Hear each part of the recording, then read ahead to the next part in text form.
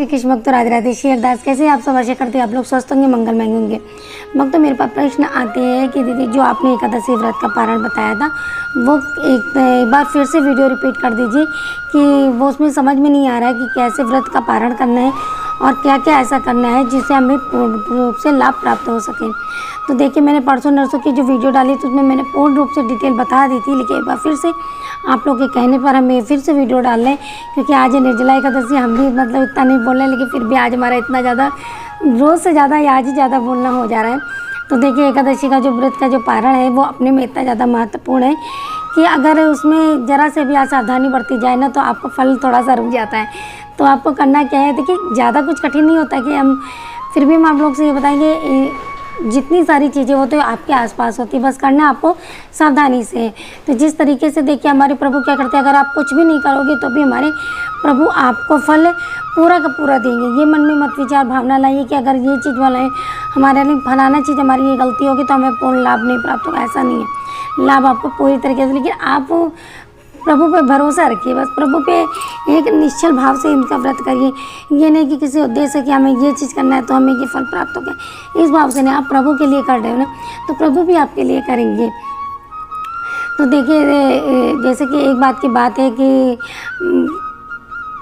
एक राजा थे तो उनके पास वो मतलब एकादशी का व्रत को बहुत ज़्यादा करते थे, दान पुण्य भी बहुत ज़्यादा करते थे, भगवान श्री हरि नारायण के परम भक्त थे। मतलब समझ लीजिए जब इतना वो एकादशी का व्रत रखते थे तो जब वो कार्य करते तो प्रभु श्री हरि नारायण उनका पंखा झुलाते थे। इतना मतलब उनके प्रभु भी उनको इतना प्रेय करते कि हमारे श्री नारायण जी का जो पवित्र और पावन व्रत है ये एकादशी का व्रत, हमारे प्रभु को बहुत पसंद है एकादशी का व्रत है। तो जब वो महाराज जी जो व्रत रहते थे एकादशी का, तो दूसरे दिन द्वादशी आई तो उनको पारण करना था। जिस समय वो पारण करने चले तो उनके पास द्वादशी जी महाराज जी ऋषि जी आए और उन्होंने कहा कि द्वादशी जी ने कहा कि देखिए हमारे पास हमें क्या नाम है हमारे भोजन आदि की व्यवस्था करो। तो उन्होंने कहा कि ठीक है हम आपके भोजन आदि की व्यवस्था कर रहे हैं। तो उन्होंने बोला मुझे स्नान करना है।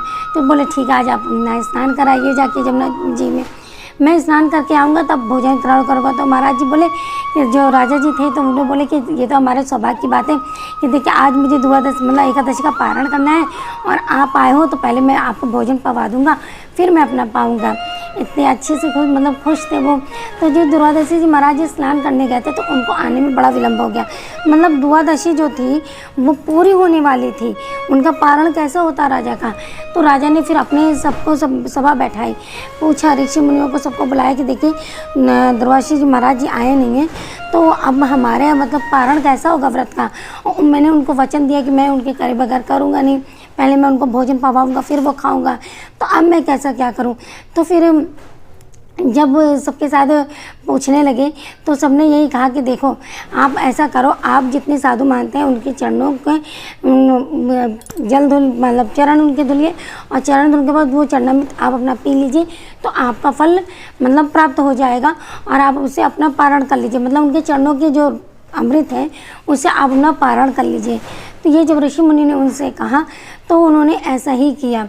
देखिए जब राजा महाराज जी ऋषि मुनि महाराज जी आए तो द्वादशी जी उन्होंने देखा कि अरे ये तो पहले ही भोजन करने लगे और ये जल वल सब पी रहे हैं, ये तो बड़ा अनर्थ। तो उन्होंने तुरंत अपनी चोटी खोली और चोटी खोल के जमीन पर पटक दिया, उसमें से राक्षस पैदा हो गई। तो राक्षस जब पैदा होते तो उनको मारने चली।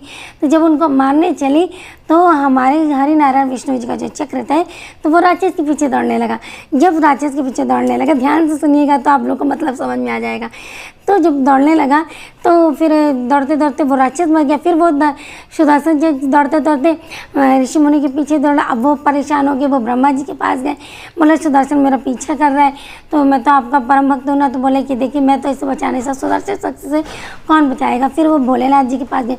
भोलेनाथ जी कह रहे कि भैया सुदर्शन चक्र है उससे मैं नहीं बचा सकता, जिसका चक्र है आप उसी के पास जाओ।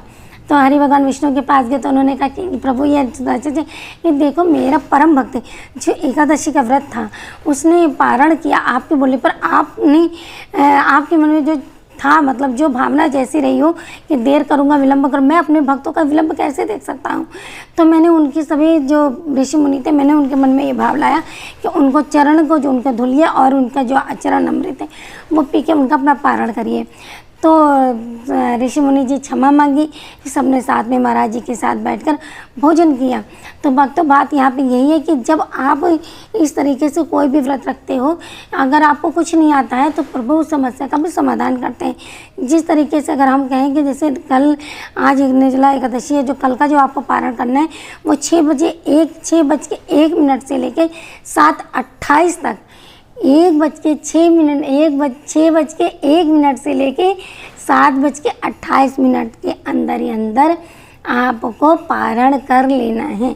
अच्छा, पारण करने का क्या क्या है, जैसे मैंने पहले बहुत ही मुख्य चीज़ मैंने बताई थी कि गौमूत्र का बताया था कि हमारे लाल जी को, तो हमारा तो ये भाव रहता है, बोलते बोलते गला सूख रहा था, हमारा तो यही भाव रहता है कि हमें ठाकुर जी को, हमारे लाल जी को गैया बहुत पसंद है, तो गैया का गौमूत्र से हम तो अपना पारण करते हैं। तो जो लोग नहीं कर पाते हैं तो वो लोग क्या करें कि सबसे पहले तो आप लड्डू गोपाल को स्नान कराइए। स्नान कराने के बाद से जो उनका चरणामृत, आप उससे भी तुलसी डाल कर आप उसका पारण कर सकते हैं। और साथ जब आप पारण करने चलें तो चने दाने के 7 दाने लेकर, 7 दाने ऐसे हथेली में रखकर पारण करने से पहले और लेकर प्रभु से बोले कि प्रभु जो मुझसे भूल चूक रह गई हो एकादशी में, वो मुझे क्षमा करें और मेरी 7 दाने मतलब 7 पीढ़ियाँ हमारी आपके श्री चरणों में लगी रहें और आप हमारी 7 पीढ़ी पे अपनी कृपा दृष्टि बनाए रखें।